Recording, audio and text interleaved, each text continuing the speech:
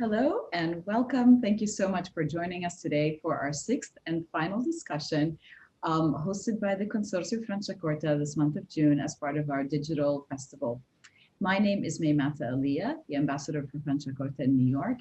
I will be moderating this, which is our final discussion today. Over the last few weeks, we've discussed a variety of topics about the region of Franciacorta. We started with a discussion of the history.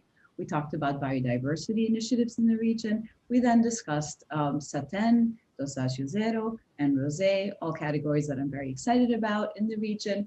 And today, we're closing out our discussion with the rarest and finest of Franciacorta, which is Riserva Franciacorta. Riserva wines are only produced in exceptional years and must undergo an extended period of maturation in the cellars before they are released to the market. But to help us better understand how to produce and what really distinguishes a Riserva Franciacorta, and to discuss the rarity of these wines, we are joined by three producers today. I'm delighted to introduce them, starting with Maurizio Zanella from Ca del Bosco Winery.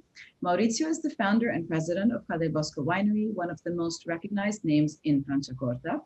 His love for wine and the region were ignited when he was 15 years old, but that love affair has only flamed higher after a visit to the Champagne region. Today, Ca del Bosco Winery has been considered one of the most trailblazing in Italy, defined by a relentless quest for excellence.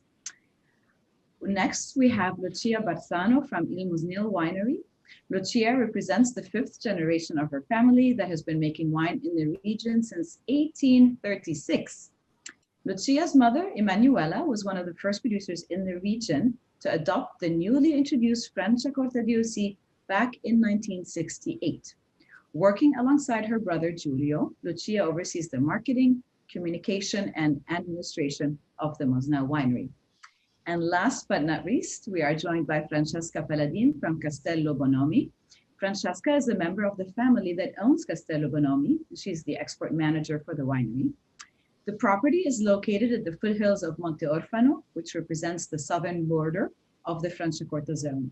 Castello Bonomi gets its name from the original Art Nouveau estate, and it's the only chateau in the Franciacorta region. So thank you, all of you, for joining me today and for joining our guests for this, our last discussion. And I would like to kick it off with my first question to you, Francesca. I always say I'm a teacher at heart. So the first point of discussion, I always like to clarify what we're discussing. So today we're talking about Riserva. So let's help our guests understand, what is Riserva? Could you describe the term Riserva and what it means in Franciacorta? And also, must it always be a millesimato or a single vintage wine? Yeah, thank you, May. So the Riserva Franciacorta, as you were saying before, it's the highest category and highest quality of Franciacorta that you can find. And it's a Franciacorta which is made just in really exceptional vintages. It's a millesimato, so it's a single vintage Franciacorta. And we produce it just in the best vintages. So for this reason, the quality of the grapes are really high, and we want to highlight and exalt them with a longer period of aging in contact with the lees. Wonderful. So what could you tell us actually, what is the minimum aging requirement for maturation on the lees, both for the millesimato and then for millesimato Riserva? Yeah, so for the millesimato, it's 30 months. While for the Riserva, it's 60 months, which is really a long period, and it's also the minimum requirement. So from then on, wine can age also 10 or 20 months or 20 years also on the lees. Okay. Yeah, I think it's always interesting because we talk about those numbers, but it's always interesting to highlight that those really are minimums. Yeah. That you can exceed, you can go as long as you want, as it's your choice as a winery. Great, thank you. All right, so my next question is for you, Lucia. So we've talked about the wine spends time aging on the lees for 5 years potentially for the Riserva millesimato. What changes does that wine undergo while it's aging on the lees in the bottle? So we can say that there are a lot of changes, because starting from the view, of the wine, if you look at the glass, you see very gold yellow, a very brilliant but gold yellow. And then if you smell the aroma of the wine, you can find more, we can say, a bouquet, a very complex bouquet, and with more tertiary kind of aromas, and like very ripe fruit and very, we can say, all the kind of tertiary aromas. And then if you consider the taste of the wine, you find also first the bubbles. The bubbles are very fine, very tiny, because during the long aging, the wine and the carbonic mixed very well, and the bubbles became the same as the wine. So it's a very fine and subtle texture on the tongue. And then if you taste the wine, you can find these kind of complex aromas and like very ripe fruit, and all the aromas and the taste of the long and very, very long maturation of the wine. Great, thank you. So yeah, the change is visual, aroma, and also in the texture of the wine, right? So you're saying the bubbles really become much more delicate and refined during that extra aging. Great, thank you. So those are sort of the changes we're talking about while the wine is aging with the lees in the bottle. But my next question is to you, Maurizio, because once those wines are disgorged, what is the potential for maturation? How does the wine continue to mature and improve after disgorgement? Well, we're talking of the highest category of Franciacorta that are on the market.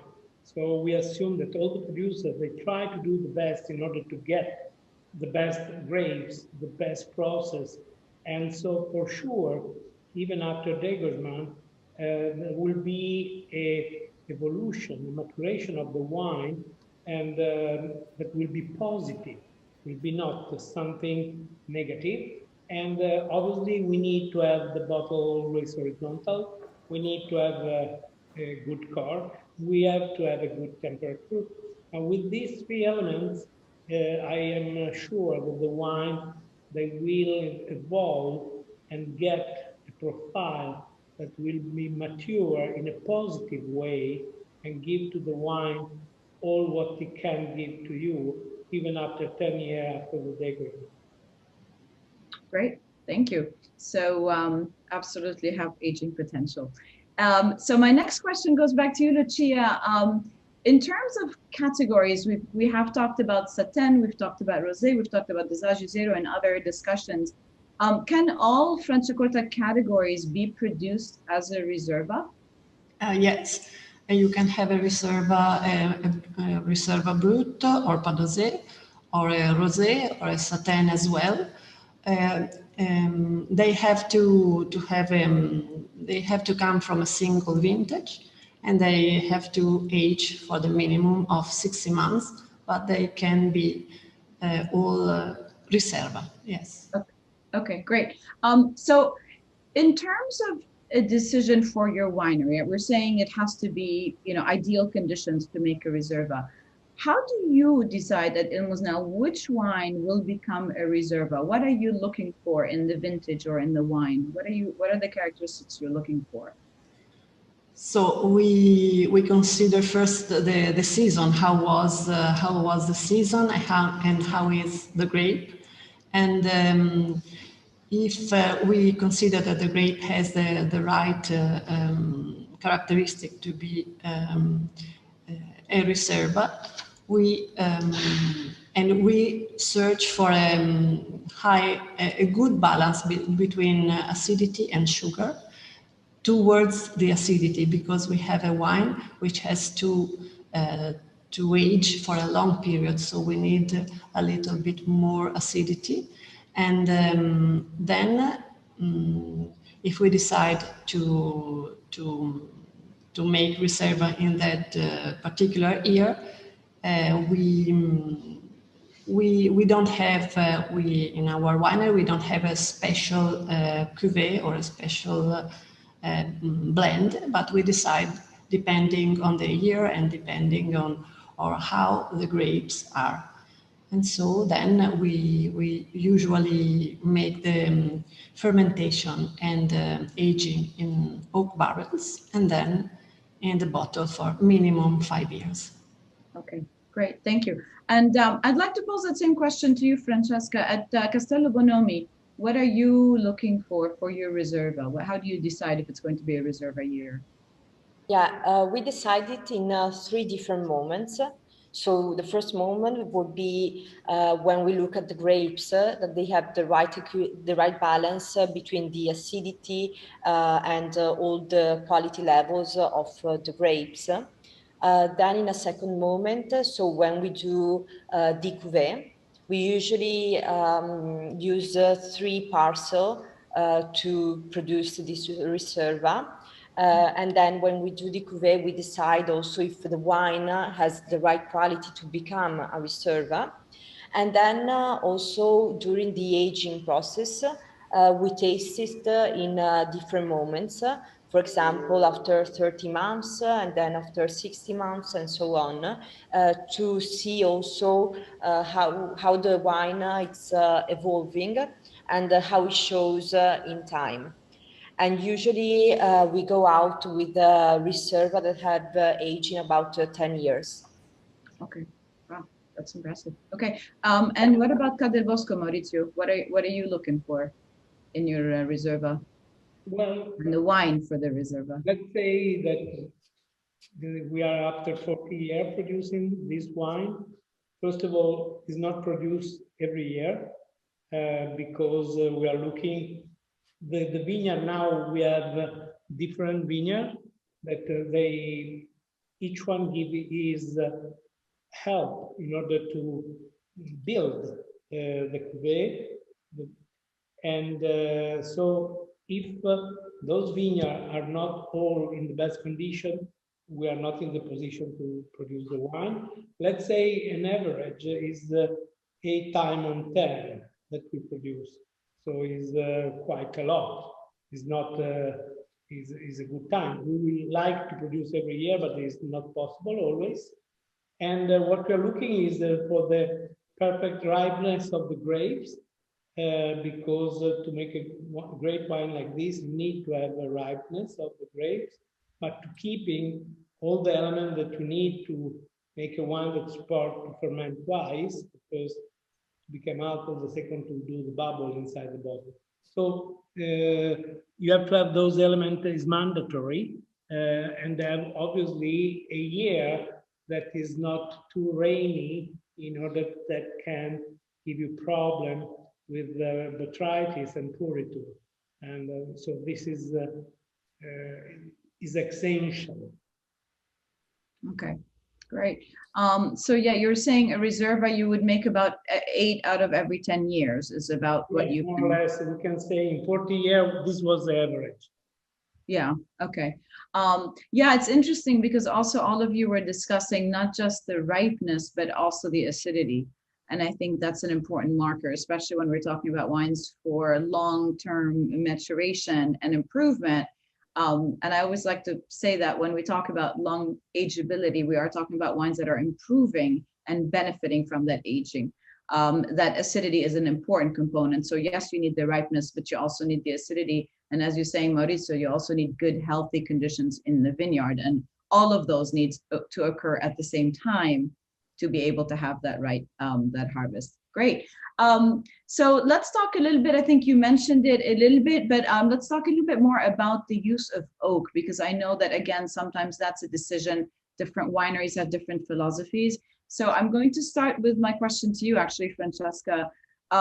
Is fermentation or maturation in oak barrels more or less common for Riserva wines? And I'm going to just ask my next question also, what kind of oak are you typically using? Is it all French?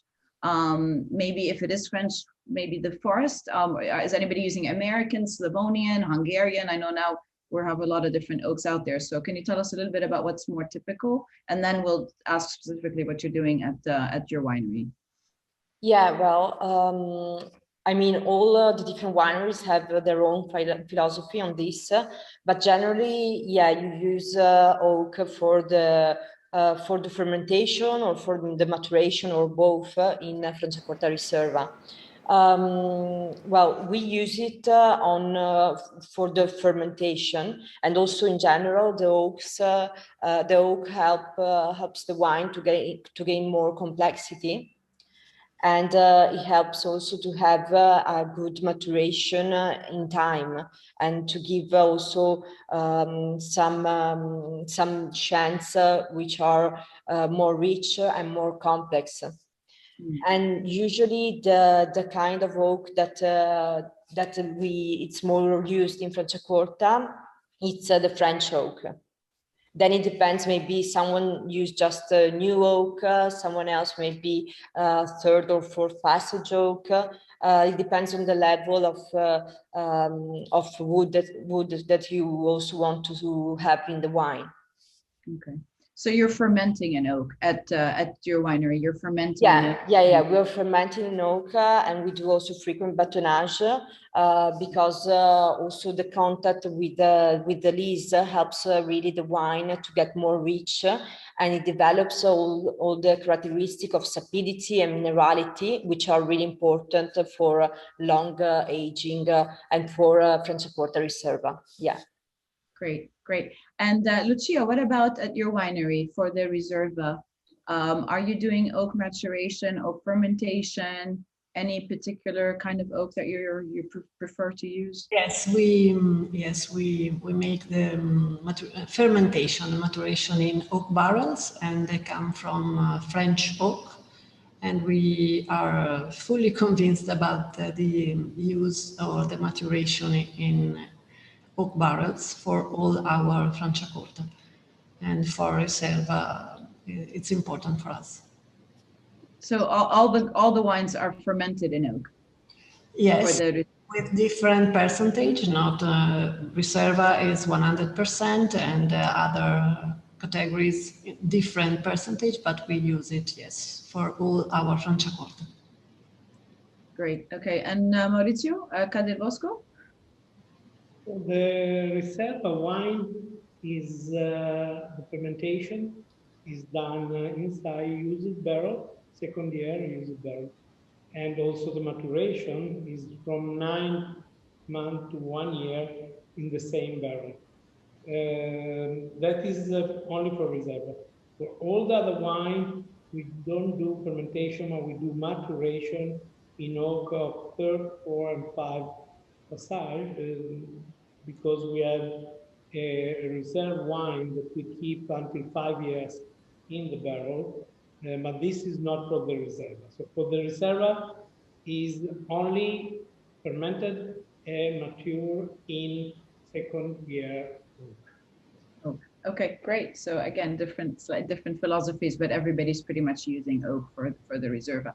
Wonderful, thank you. And last but not least, let's talk about food, because it is noontime here. So let's inspire our guests. Favorite food pairings for Franciacorta Riserva and or Franciacorta Riserva, whatever you'd like to tell us about. Francesca, what do you love to have with your Franciacorta Riserva? Or rosé, or both, if you have 2 ideas. Well, for Franciacorta Riserva, I would choose maybe a gazpacho, or maybe also some raw scampi, just really simple. And then just to enjoy with the people you love, because it's an exceptional Franciacorta, and so it's really nice to share it with people you love, and because it's a really precious Franciacorta. Wonderful. And Lucia, what's your favorite pairing? Oh, I love it with a good dish of spaghetti or linguine with lobster. which are very, very good. And with the Riserva, it's a very good pairing. And for me too, it's an important and a special Franciacorta. So it's important to drink it with the people you love. Great. And Maurizio? Well, I am associated with the Lucia. It's more important drinking with the people who are friendly and that you are happy with. But I have no, I just say no dessert, please. No cake, no sweet. For the rest, everything is great to have a Franciacorta, from the popcorn to the lobster. It's no matter what. The only important thing is the glass. Please avoid to use the flute. This is more important than the food. Don't use the Glass? Quite good, but if it's larger, it's better. Because the wine needs to breathe after 10, 11, 12 years, and they need to breathe. So please don't use the flute when you drink. Generally, Franciacorta, but especially for Riserva, have a nice big glass. You know, I had one quick question actually. Are you putting date of disgorgement on your bottles? Personally, we put season, not date. We put season and year. Okay. So winter 18 or whatever. Okay. And what about Francesca? Do you put a date of disgorgement on your? Yeah. You do. Okay. And Lucia? Yes, we do with the month and the year of the disgorgement. I think that's an important addition, actually, to mention. I meant to ask that earlier. Wonderful. Thank you so much. Well, I learned a lot, and I know that I'm very thirsty now, which is why I have my glass right next to me. But we have Constance is going to be joining us, and here she is through the magic of Zoom. And we have some questions, I think, coming in from our guests. So Constance, do you want to, I'm going to hand it over to you. Yes, we have a few. So the first is for Maurizio. 5 years, 60 months of maturation is impressive. Do any other sparkling wine regions have that minimum for their top wines by law? By law, I believe not. From my concern, I believe that Franciacorta rules are the strongest in the world. There is no other appellation that demands such a long time in order to a minimum. You have to think, Constance, that I believe no one in Franciacorta does 60 months. I believe most of the winery, they go to 7, 8, 9, 10, 11. So, but the rules in Franciacorta, they was very important to build the cooperation from a number of vineyards that they go in the same direction. You cannot do quality by rules, but the rules helps the community to go in one direction. Makes sense. Francesca, approximately how many years in a decade can you produce a Riserva Franciacorta? Well, it really depends on the winery, but in Castello Bonomi, we produce about 4 years every decade. It depends on the vintage. We don't produce it every vintage, but just in the best ones. And usually we use just 3 crus that are that the grapes are harvested for the Franciacorta Riserva. Okay, great. We did just have one question come through. I'm not sure, maybe Maurizio, you can answer this. What is the % of Franciacorta that is Riserva and available in the USA? This is a very difficult question. I can answer for BOSCO, but I don't know in all the appellation. But let me say that will be more or less than 5%. The percentage of Riserva that is traveled, that is produced in the world, so not only in the United States. The percentage that we produce, like Franciacorta in Riserva, I believe is not 5%. So I assume that the United States will have this amount. Okay, great. Lucia, how do you think climate change will affect the production of Malissimo and Riserva wines in Franciacorta? Yes, I think that the climate change is a very difficult challenge for all the wine producers, but in Franciacorta we had a long work. We have done a long work experimenting with an old kind of grape, which is called Herba Mat, and it has a specific characteristic, and it is a very late ripening grape, and it is very acidic, and it's very good to balance the acidity in the blends of Franciacorta. So we can say that this is one key to solve the problem of the climate change. And the other, we can also produce with a lot of attention and a lot of care for our vineyards, not a big production, but trying to have the right balance of the production for per vine. And I think this could be the keys to solve this problem. Great. Well, I think that's all for questions. So thank you. Thank you, Constance. Thank you. Actually, you did mention Herba Mat, Lucia, and I'm always interested to ask what wineries are starting to work with it. I know that it was only recently approved, and I know that some wineries are more excited about it than others. So are you at MOSNEL, are you planting Herba Mat at this point? Do you have experimental plantings? Or yes, we have experimented planting 1 hectare of Herba Mat, so we are at the beginning, and it's the 3rd year this year, or okay. Yes, the 3rd year. So we are experimenting, and just to understand how it is, this possibility we have with this. It's an old grape, and with a long work, we rediscover, we can say, this grape, but it's a grape coming from this area. Understand. Great. And actually, Francesca, what about Castello BONOMI? Are you working with Herba Mat at all? Yeah, we are working with Herba Mat, and we are already producing a cuvée, which is called, it's not the Franciacorta because it was vintage before the introduction of the Herba Mat in the Consorzio. So it's called Cuvée 1564, from the vintage where the Herba Mat was discovered.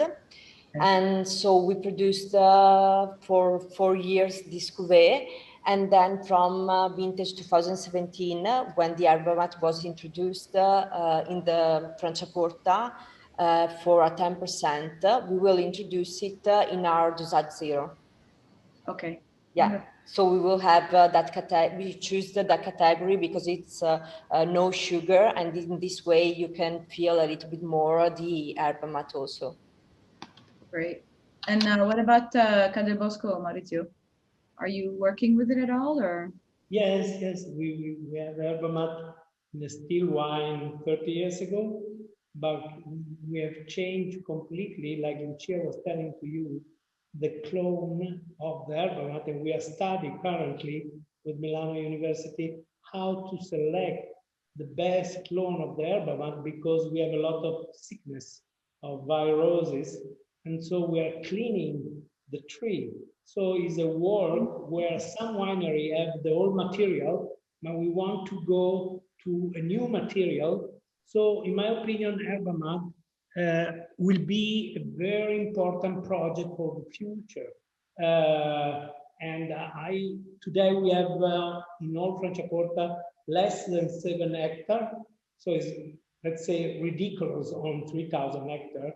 But all the producers, they need and they want to prove this fantastic varietal, because first give the root to our appellation, but second have the characteristic to be harvested 2 weeks after the Chardonnay, and third give the freshness to the wine that probably we will need in 50 years with the global warming. So it's a fantastic project that they believe will be very successful, but for me, it's still a project.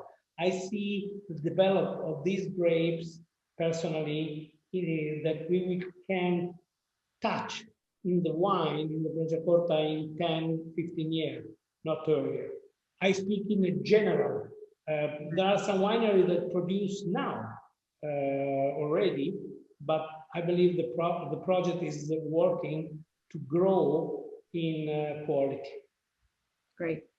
Thank you so much. That's yeah, I know this. I'm always interested to see what people are doing with that grape because it is still new. And I think one of the things we have to remind people is that you have to figure out how to grow that grape. You have to find virus-free clones. You have to identify which clones are best. And then you have to find out how to integrate it into your blend and the ageability. So it is a long-term project. Thank you so much. This concludes our conversation. I've enjoyed it very much. And to all our guests who've joined us, this does conclude our winemaker panel discussion series. So thank you so much for carving time out in your day to join us. If you missed some of them, you'd like to go back and revisit them, they are all on the Franciacorta Facebook page. If you didn't catch them live, you can still watch them at your convenience. A huge thank you to all the winemakers who left their days and faced traffic to come and sit and chat with us and help us understand all those beautiful wines. And I just want to say thank you to everybody and cheers, and please drink more Franciacorta. I know I will be having this glass as soon as I leave this meeting. So thank you again, everybody. Stay well, drink Franciacorta, have a healthy year. Bye-bye. Thank you.